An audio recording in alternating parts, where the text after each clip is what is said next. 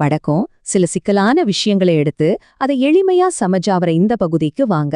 இன்னைக்கு ஆதாமோட வீழ்ச்சி அப்புறம் இன்னும் முடிக்கப்படாத படைப்பு பத்தி ஒரு ஆழமான பார்வைய பார்க்க போறோம். சரி, நாம எல்லாருமே நம்ம வாழ்க்கையில ஒரு கட்டத்துல யோசிச்சு பார்த்த ஒரு கேள்விக்குள்ள போகலாம். மனுஷங்க எதுக்காக படைக்கப்பட்டாங்க? நம்ம பாக்குற இந்த ஆதாரம் இந்த முக்கியமான கேள்விக்கு ரொம்பவே சுவாரஸ்யமான ஒரு பதில கொடுக்குது. பாத்தீங்கன்னா, மனிதகுலம் படைக்கப்பட்டதுக்கு 2 முக்கியமான காரணங்கள் இருக்குன்னு நம்ம ஆதாரம் சொல்லுது. இது வெறும் காரணங்கள் மட்டும் இல்ல, ஒரு பெரிய பிரபஞ்ச மோதலுக்கான களம் அமைச்சு கொடுத்ததும் இந்த காரணங்கள் தான். இந்த 2 நோக்கமும் ஒன்னோடொன்னு பிணைஞ்சிருக்கு. ஒன்னு ஒரு தெய்வீக திட்டத்தை நிறைவேத்துறது, இன்னொன்னு ஒரு தெய்வீக வாதத்துல ஜெயிக்கிறது. யோவான் புத்தகத்திலேந்து வர இந்த வசனம் குமாரனோட அதிகாரத்தை உறுதிப்படுத்துது. இந்த திட்டத்தின்படி பாத்தீங்கன்னா, முதல் ஆதாம் அப்படிங்கிறது ஒரு கூடு மாதிரி, அதாவது ஒரு முன்னோடி மாதிரி உருவாக்கப்பட்டான்.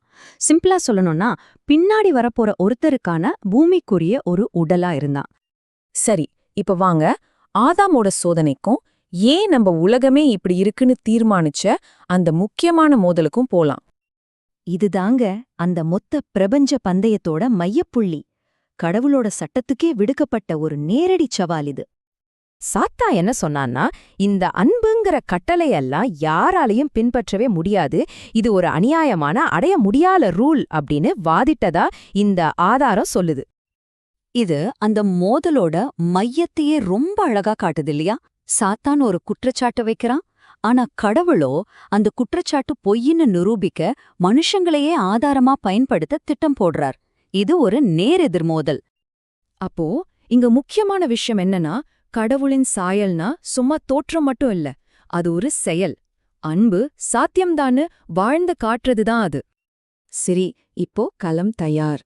கதையோட முக்கியமான திருப்புமுனைக்கு வந்திருக்கோம். மனுஷங்களோட முதல் சோதனை. அவன் அந்த சோதனையில தோத்துட்டான். ஆனா எப்படி? வெறும் பழத்தை சாப்பிட்டதால மட்டும் இல்ல. அவனோட உண்மையான தோல்வி எங்க இருந்துச்சுன்னா, அவன் கடவுளுக்கு விசுவாசமா இருக்கிறத விட ஏவாள் மேல இருந்த அன்புக்கு முக்கியத்துவம் கொடுத்ததுலதான். அது ஒரு விசுவாச தேர்வு. அதுலதான் அவன் தோத்து போனான். பேதுரு எழுதின இந்த வசனம் ஆதாம் செஞ்ச அந்த தேர்வுக்கு பின்னாடி இருக்கிற ஒரு சக்தி வாய்ந்த விதிய சொல்லுது. நீங்க எதனால தோற்கடிக்கப்படுறீங்களோ அதுக்கு நீங்க அடிமை ஆயிடுவீங்க. அந்த பிரபஞ்ச பந்தயத்துல ஆதாம் தோத்துட்டான். அதோட விளைவு, அவன் இனிமே அவனுக்கு எஜமான் இல்ல. அவன் சாத்தானோட ஆட்சிக்கு கீழே வந்துட்டான். இந்த ஒரே ஒரு தோல்வி இந்த முழு உலகத்தோட சிஸ்டத்தையே எப்படி தலைகீழா மாத்துச்சுன்னு இப்ப பார்க்கலாம் வாங்க. ஆதாம் ஆட்சி செய்ய வேண்டிய இந்த உலகம் தெய்வீக அன்புன்ற ஒரு சிஸ்டம்ல இருந்து விலகி வெறும் பவல், அப்பட்டமான அதிகாரத்துக்கான ஒரு சிஸ்டம்குள்ள விழுந்துடுச்சு.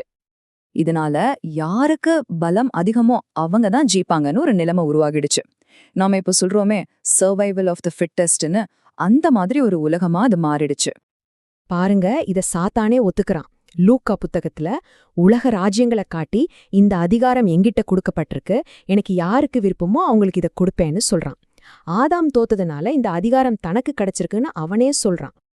சரி, இப்போ அந்த வீழ்ச்சியோட கடைசி, அதே சமயம் நம்ம எல்லாருக்கும் ரொம்பவே சம்பந்தப்பட்ட ஒரு விளைவுக்கு வந்திருக்கோம். இந்த ஆதாரம் இத முதல் மரணம்னு சொல்லுது. அதாவது படைச்சவருக்கும் படைப்புக்கும் இருந்த அந்த கனெக்ஷன், அந்த தொடர்பு அப்பவே துண்டிக்கப்பட்டுடுச்சு. இதுதான் 2வது மரணம். மண்ணுல இருந்து செஞ்ச நம்ம உடம்பு வயசாகி திரும்ப மண்ணுக்கே போறது. இது ஒரிஜினல் பிளான்ல இல்ல, இது அந்த முடிக்கப்படாத திட்டத்தோட ஒரு விளைவு. அப்போ இந்த கஷ்டமும் அழிவும் நிறைஞ்ச உலகம் இந்த ஆதாரத்தோட படி இன்னும் முடிக்கப்படாத ஒரு படைப்பு. கதை இங்க முடியல. பாவம் மரணம்னு இந்த பிரச்சனைக்கெல்லாம் ஒரு தீர்வு வரும்னு ஒரு வாக்குறுதியோட அடுத்த கட்டத்துக்கு கதைய கொண்டு போகுது. இது நம்ம மனசுல ஒரு கடைசி கேள்வியை எழுப்புது. அப்போ இந்த கஷ்டமெல்லாம் எப்படி முடியும்? இன்னும் முடிக்கப்படாத இந்த படைப்பு எப்படி முழுமையாக்கப்படும்? இது நம்மள திரும்பவும் அந்த முதல் நோக்கத்துக்கே கூட்டிட்டு போகுது. அந்த வாக்குறுதி அளிக்கப்பட்ட தீர்வுக்காக நாம காத்திருக்க வேண்டியிருக்கு. உண்மையிலே இது யோசிக்க வேண்டிய ஒரு விஷயம் இல்லையா?